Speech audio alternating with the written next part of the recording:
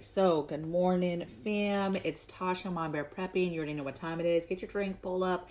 Let's talk about it. So I often get questions about different things that people should be working on, different bags, different kits, different items to prep, all that good stuff. And so what I did today was I kind of made a list, right, of 11 emergency type bags and or slash kits that you should have in your home, that we have in our home. Okay. I tried to put them also because a secondary question, especially for new peppers, is, what comes first, right? What do you do first? Now, I'm not going to talk, there's things that you would do before you start getting into bags and kits, okay? I'm not going to get into that, but I did put these in some sort of order for these things that I think are important to have, and then in what order possibly you could do this. So you don't have to do these in order, but a pet peeve of mine is somebody who starts prepping and they're like, I need a bug out bag. And then that's what they concentrate on. And if you've ever put together a bug out bag, changed your bug out bag, anything to do with a bug out bag, you know that it's pretty extensive. It takes a lot of time. It can take some money, especially if you want certain items and quality items in that bag. And so to me, if you're first prepping, that's not the stuff that you should be, a bug out bag is not what you should be worrying about. Now, we are going to talk about that as one of the, I guess you could say, bags, right? And I did put it in order. Okay, so let's get into it. So number one thing I have that I would work on is 2-week emergency home kit. Now I'm going to be talking about two terms, you guys, today. I'm going to be talking about either a specific bag that you put together or a specific kit. Okay, so first thing I think you should be working on is your 2-week emergency kit, like home kit. Okay, so this is just having if you go on any website and you go to any channel, and it's just a basic listing of basic emergency items and supplies to have in your homes, like flashlights, lanterns, candles, radios, basic, just very basic. This used to be what I would call more of a 72-hour kit, right? But to me, in today's world, 72 hours is not long enough. You need to be, if you're starting now, be always working on that emergency 2-week, at a minimum 2-week period, okay? And you're going to have all the basic things in there. So you're going to work on that first, okay? So 2-week emergency supplies home kit, okay? And you can put this together in multiple different ways. This could be all together in one big container. You can have this in smaller kits throughout your home. It just depends on how you want to do that, okay? And this is everything, the food, the water, supplies. Okay. Number 2 kit slash bag is specifically a lights out or a blackout kit or bag. So you can decide if you want. Some people do this in a little backpack. Some of these people do them in a plastic container. That's what I do it in. But it is a container that is dedicated just to blackout, lights out. So it has all the things to handle a basic blackout, right? Could be long-term, but really just your basic blackout stuff, right? So it has flashlights, it has the lanterns, it has lanterns, lanterns in there, different types of lanterns. It has, the lighters, matches, maybe some battery banks, but it just has the basics to be able to see the lights are out. This is the box you would go to maybe put out some emergency candles or some lanterns. Maybe it's out just for the night. Maybe you just need more than the flashlights that are staged around your home. You need to make sure other people in the home have flashlights. So you would go to this box that will kind of have all your extra stuff like this. This could be where you keep your extra batteries.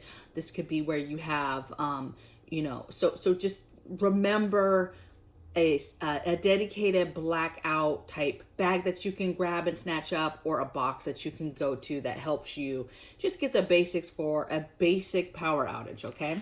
Not a full grid down, just your basic lights out box, okay? Number 3 I have is an EDC. I talked about this the other day, but obviously for women, we have EDCs. It's called a purse, okay? So I would challenge you that I will link the video I did the other day showing my EDC and what I carry in mine. But what I would say is be thinking about your everyday life, the places that you go every day, and what you would take with you, and what you might have in something that could help assist you if something happened. This is not no huge survival bag. Again, I'm gonna tell you to refer you to watch my video so you can see my personal opinion about an EDC, what could be in it, should be in it, how it evolves, all that good stuff. Okay, so an EDC everyday carry is something you could work on. This is just your everyday thing. And for a lot of people, a lot of women, that's already a natural thing that we have. But then you just kind of look at it in a sense of, does it have your just basic everyday emergencies, right? You know, that could happen in your life, okay, in your family. Number 4 I have is an evacuation bag. Now, I have this pretty high on the list because I think that it's a very easy bag to throw together that is to ready you for when you have to flee your home quickly. You have no time to think, you have to leave. And this is stuff with either, you know, you didn't pay heed to a storm coming, maybe a tornado hits down, a tornado's coming, I don't know, hurricane bag, there's a fire and you have to flee, there's an earthquake, like whatever the situation, but an evacuation is more of like a natural disaster type thing, and you have to flee your home. This could be something as basic as pipes start bursting in your home and all of a sudden you guys have to flee fast. You don't have really time to pack and you can grab this bag. Somebody passes away in your family and you're distraught and you don't have time. You go grab this bag. This bag, again, I did a video, was not very popular. For some reason, when I really talk about emergency preparedness, people are like, I don't know. You know, we want the crazy stuff. But I did a video, I'll link it, evacuation bag. And this is just simply having some food, some water, change of clothes, right? A fresh set of clothes, socks, underwear, that type of thing, right? Some basic papers, your emergency papers, some cash, stuff like that, so that if you have to flee fast, you have prepaid cards already in there ready to go so that you could get some hotel rooms, or you can flee to somebody's home and not be a burden because you've got some stuff already, some hygiene stuff, your own clothes. You've got some stuff so you're maybe not such a burden on somebody else. Remember too, we're going to talk about it too, a couple things down, but you have different kits or these emergency bags in different areas. And so you use those as type of a triangle connection type thing, depending on where you're at and what happens. Okay. So there's other stuff that you can fall back on. And I'll talk a little bit about that when I get to those kits. Okay. So an evacuation bag, have it ready, good to go. Doesn't need to be extensive. Okay. Number 5 I have is your get home bag. So if you are somebody, especially, I think that these are important for somebody who works far from home. If you have quite a commute, really quite a commute, you guys, 30 minutes, if you work 30 minutes away and for some reason your car does not work and you have to end up walking home, that's a very long walk. Okay. So don't be fooled by like, oh, I only work, 20 minutes away. But when you're on foot, that's a lot different. So this get home bag is really a bag. It's a little bit more extensive. You just want to be thinking through, you want to have things in that bag that would assist you and make your life a little bit easier getting home. Okay. Especially if you live far away, and be thinking about if you did not have your car, you strap on this backpack, this bag, and you would go home. Okay. So obviously it needs to have some food, some water, possibly some shelter stuff, maybe some stuff to help make walking home easier, a pair of walking boots, a walking stick. Think about these things. Okay. Maybe some, a compass should be in there. You just want to make sure that you have whatever it is to help your life easier should you have to walk home, right? And that's really it. Very, very simple. Okay. Get home bag. Let's see. That was number 5. Okay. Number 6 is car kit. So a car kit to me is 3 things. It's car maintenance stuff is part of this, right? Stuff you keep in your car for car maintenance, stuff you keep in your car for safety. So safety stuff. And then 3 is survival items. Okay. Our car kit is pretty extensive, right? meaning it is our secondary, I don't know, survival location, if you will, if we had to flee our home, right? Obviously, our homes have the majority of our stuff, but if we had to leave, you want to have some good stuff in there, right? So we have an extensive, almost like camping gear, right? You've got to have we have a tent, a way to sleep.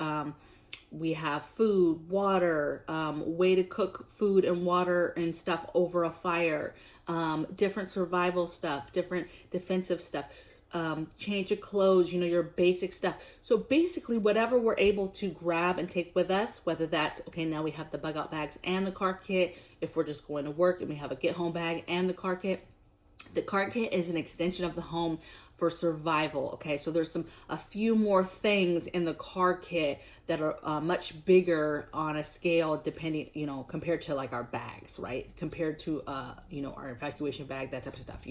A little bit more robust medical kit, that type of thing. Okay, so that if we had to flee, we also additionally have whatever is in the car as well. Okay, so car kit.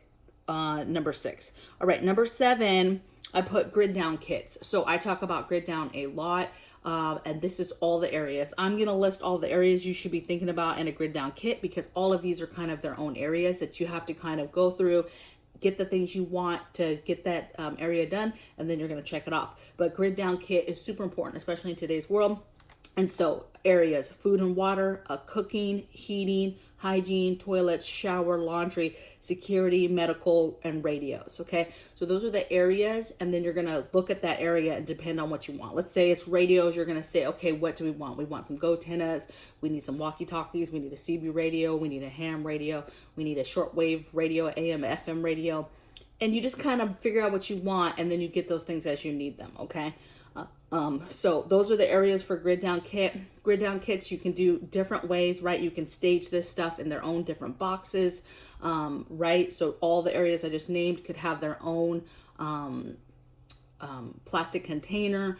You can stage stuff throughout your house. It just depends on your guys' situation and what you guys are comfortable doing, okay? But super important to get your grid down kits done, okay?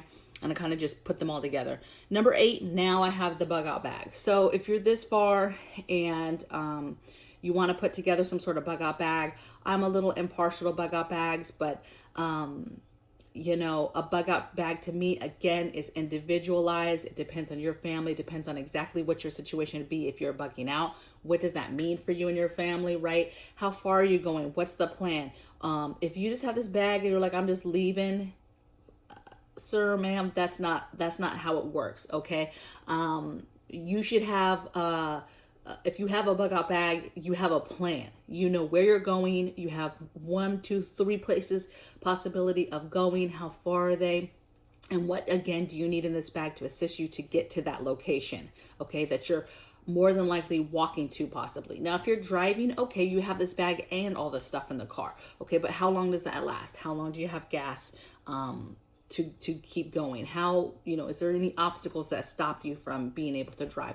You just need to be thinking about, yes. Now, a lot of people have bug out bags. I won't try to get too much into this, but that's why I haven't done a video on bug out bags, because, you have all these different opinions of what a bug out bag is, what should be in it, how heavy, large. And so I don't want to diss anybody that has these big fancy bug out bags, but just you're going to figure it out for yourself. Watch 1,001 videos like I do when I'm trying to learn something, and then you're going to figure out for your family what you would have in that bug out bag. Okay. But this is the time you could be working on that. Next thing I have, okay, so that was 7, 8. Okay. So number 9 is a pandemic kit.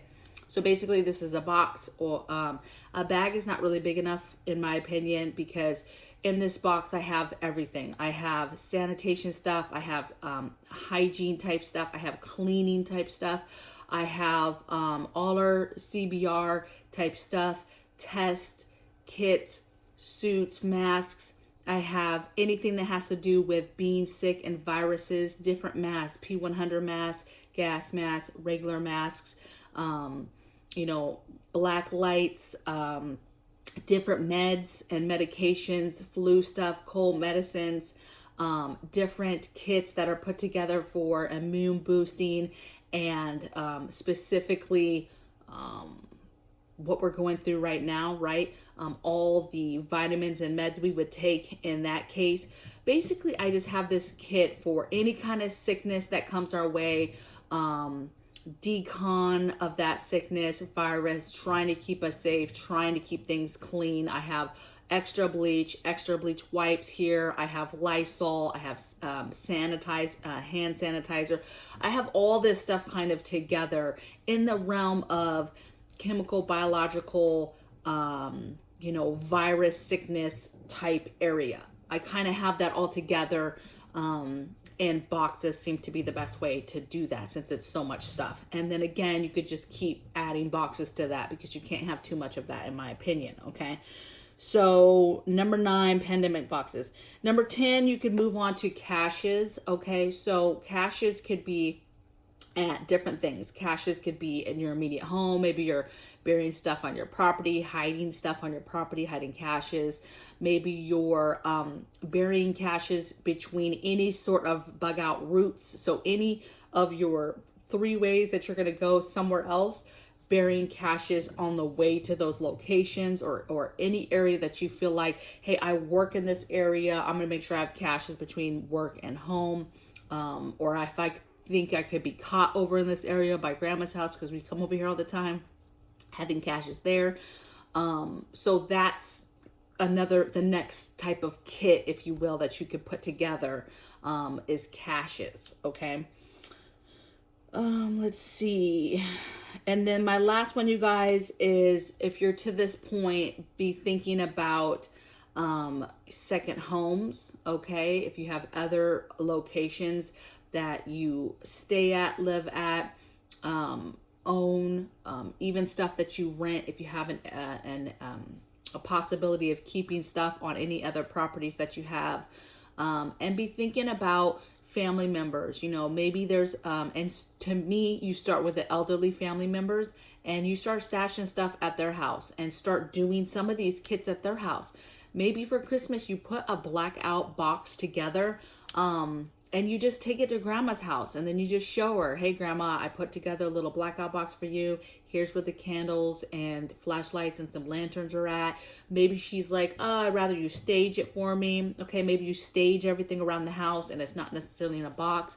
But be thinking about outside the box and either a place you would end up, and so it's beneficial because, hey, you might end up there, or it's just a secondary place that you have stashed some stuff and maybe you make it your way there, or at a minimum you have helped grandma take care of her stuff and stash some stuff. Okay, we've taken some containers of water to my parents, you know, so just you can stash stuff at different places. Okay, it doesn't have to necessarily just be your home or your other home or whatever. Okay, think about your family members.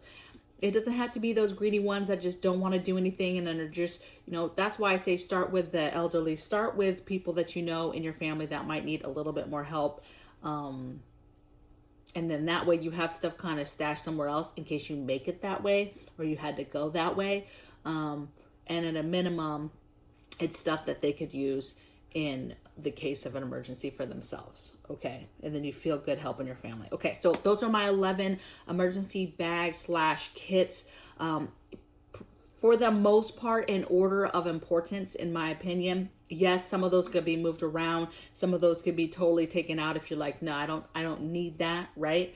For me, for example, I'm retired now. I mostly work from home, and so you know, I have my EDC when I'm out and about. If I'm out and about, I have my car, which has an extensive car kit in it. I don't need a get home bag because I'm not going to a place of employment. Okay.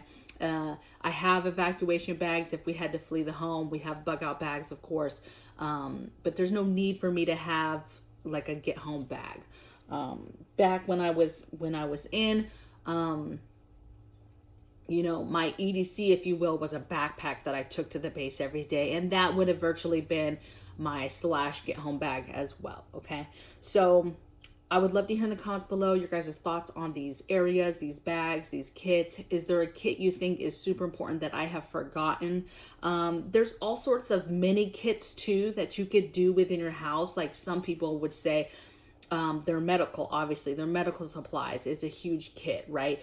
Their medicines is a huge kit. Their actual medical supplies is a huge kit. And then they have their medical bags situated, right?